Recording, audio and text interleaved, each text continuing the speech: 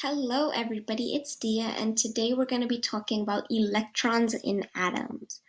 So the main idea, it's how do we describe the behavior of the electrons, because that's very important to understand. So this is what we're going to be focusing on, electrons. So first we're going to start off with light and quantized energy. So on the left, what we have here is a wavelength, and that's this. And on the top, we have our crest, and on the bottom, we have our trophs. And it's said that all waves can be described with their wavelength, the frequency, the altitude, and the speed. And it was declared that light was a electromagnetic wave and that it traveled at this constant speed. And it said that all these electromagnetic waves, what they have is that they have both waves and particles, and we're going to be talking about that later.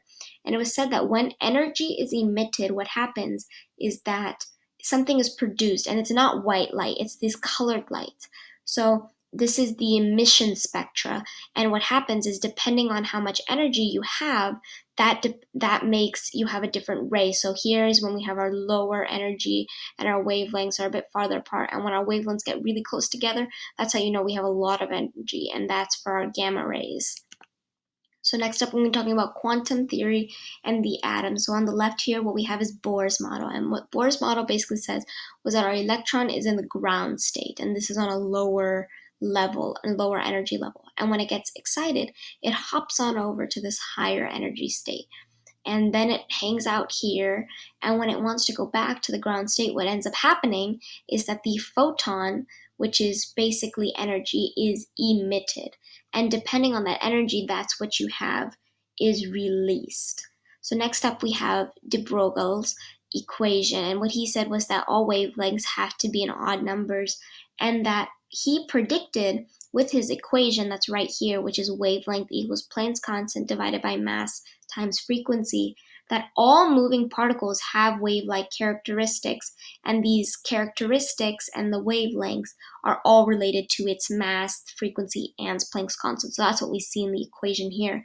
And he basically came up with the idea of wave-particle duality, which basically shows that these different things have wave-like properties as well. So it's not just one or the other. So next up we have the quantum mechanical model.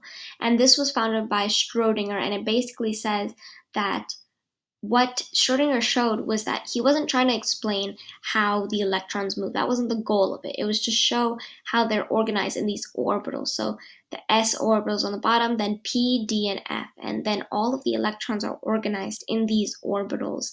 And what it showed was that these electrons, they are waves. They aren't just these particles, they are also waves. So that's why this model is very important.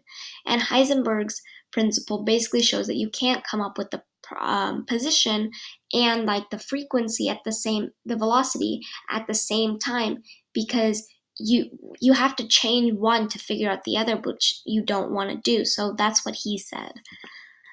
And next up we have electron configuration. And electron configuration is basically the way that the atoms are arranged. So what you can do is that you find how many electrons you have and you go down this chart, and this is a diagonal chart.